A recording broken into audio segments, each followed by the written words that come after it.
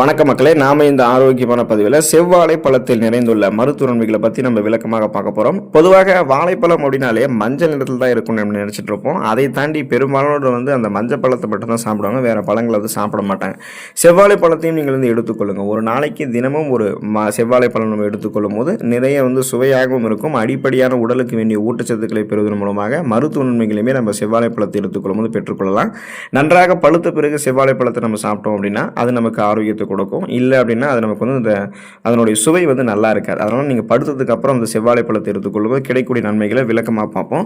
அதை பற்றி பார்க்குறதுக்கு முன்னாடி இந்த வீடியோவுக்கு மட்டும் ஒரு லைக் கொடுத்துட்டு இந்த தகவலை உங்களுக்கு தெரிஞ்சவங்களுக்கும் ஷேர் பண்ணிவிடுங்க. ஏன்னா இது அவங்களுக்கும் பயனுள்ளதாக இருக்கக்கூடிய ஒரு ஆரோக்கியமான பதிவு தான்.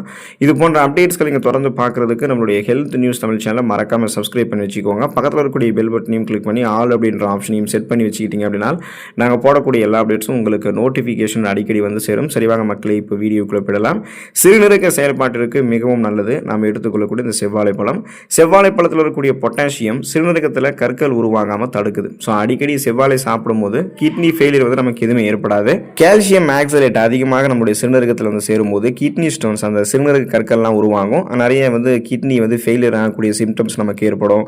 நச்சு கழிவுகள் அதிகமாக சேரும்போது கழிவு நீக்க மண்டலம் எல்லாம் பாதிக்கப்படும். ஸோ இதெல்லாம் நம்ம சரி பண்ணணும் அப்படின்னா செவ்வாழை பழத்தை எடுத்துக்கணும் அப்படின்னா நமக்கு அந்த கிட்னி ஸ்டோன்ஸ் எதுவுமே உருவாகாது. உருவாக முன்னாடி தடுத்துக்கலாம். கிட்னி ஸ்டோன்ஸ் உருவாகி இருந்தாலுமே அதை நம்ம வெளியேற்றிக் கொள்ளலாம். அந்த கிட்னி நமக்கு எதுவும் ஃபெயிலியர் ஆகாது, இன்ஃபெக்ஷன்ஸ் எதுவும் ஏற்படாது. கழிவு நீக்க மண்டல வேலை மிக சிறப்பாக நடக்கிறதுக்கு உடல் வரக்கூடிய கழிவுகள் பெரும்பாலும் அந்த சிறுநீர் வழியாக வெளியேறுவதற்கு நம்ம தொடர்ந்து பார்த்தோம் அப்படின்னா செவ்வாழை பழத்தை எடுத்துக்கொள்ளலாம். நம்முடைய உடல் எடையை எந்த விதமான பக்க விளைவுகளும் இல்லாமல் ஆரோக்கியமான முறையில் குறைக்கிறதுக்கு செவ்வாழை பழத்தை எடுத்துக்கொள்ளலாம். இப்போ மற்ற பழங்களை விடவும் செவ்வாழை பழத்தில் குறைவான கலோரிகள் தான் இருக்குது. ஸோ இதில் நார் சத்துக்கள் அதிகமாக இருக்கிறதால சாப்பிட்டதும் உடனே இது வயிறு நமக்கு நிரப்பிடும். இதனால் நம்ம அதிக கலோரிகள் இருந்திருக்கக்கூடிய உணவுகளை எடுத்துக்கொண்டு நம்மளுடைய உடல் எடையை இன்னும் அதிகப்படுத்திக்க மாட்டோம். அதை முதல்ல ஸ்டாப் பண்ணிடுவோம்.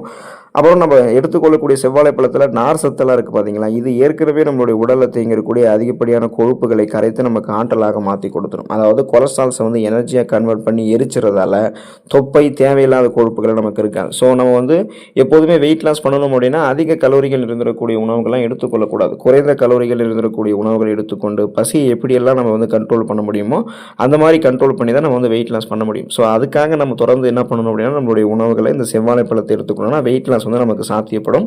புகைப்பிடிக்கக்கூடிய பழக்கத்தை கைவிடுவதற்கெல்லாம் செவ்வாழை பழம் நமக்கு ஹெல்ப் பண்ணுங்க. இப்போ சொன்னால் நீங்கள் ஆச்சரியப்படுவீங்க. செவ்வாழை பழம் நீங்கள் சாப்பிடும்போது நிக்கோட்டின் உட்கொள்வதை உங்களால் குறைக்க முடியும். புகைப்பிடிக்கக்கூடிய பழக்கத்தை கைவிட்டிருக்கக்கூடிய நபர்களுக்கு ஒரு சில சமயங்களில் மீண்டும் அந்த ஸ்மோக் பண்ணணும் அப்படின்ற அந்த ஹேபிட் வர ஆரம்பிக்கும். அது பழக்க வழக்கமாக மறுபடியும் மாறிடும்.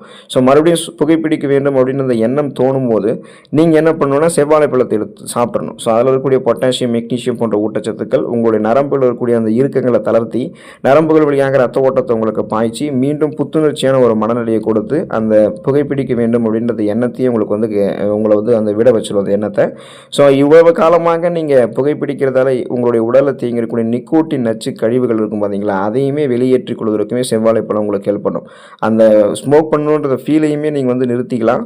இவ்வளவு காலமாக ஸ்மோக் பண்ணதால நிக்கோட்டின் புரதம் சேர்ந்துருக்கும் பார்த்தீங்களா, அதையுமே நீங்கள் உங்களுடைய உடல்ல வெளியேற்றிக் கொள்வதற்கெல்லாம் செவ்வாழை உங்களுக்கு துணை புரியும்.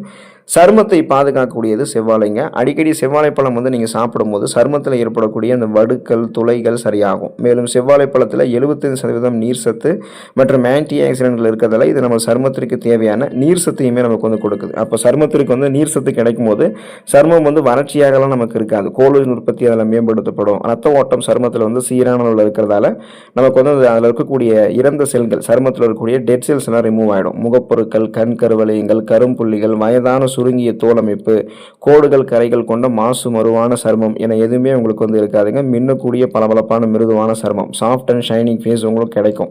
ஸோ அதுக்கு அந்த கோலாஜன் உற்பத்தியை மேம்படுத்திக்கிறதுக்கு எல்லாமே நீங்கள் செவ்வாழை பழத்தை எடுத்துக்கொள்ளலாம்.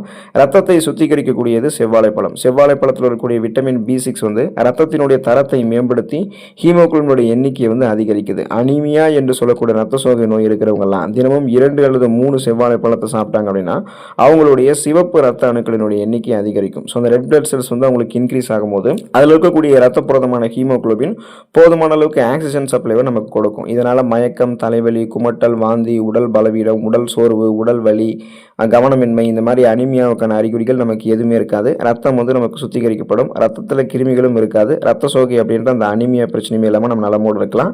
தலைமுடிக்கு மிகவும் நல்லது செவ்வாழைப்பழம். செவ்வாழைப்பழம் சாப்பிடும்போது தலைமுடியில் இருக்கக்கூடிய பொடுகு குறையும். குளிர்காலத்தில் தேங்காய், எள்ளு அல்லது பாதாம் எண்ணெயோடு கலந்து செவ்வாழைப்பழத்தை தலையில் தேய்ச்சோம் அப்படின்னா தலைமுடிக்கு தேவையான ஈரப்பதம் கிடைக்கும்.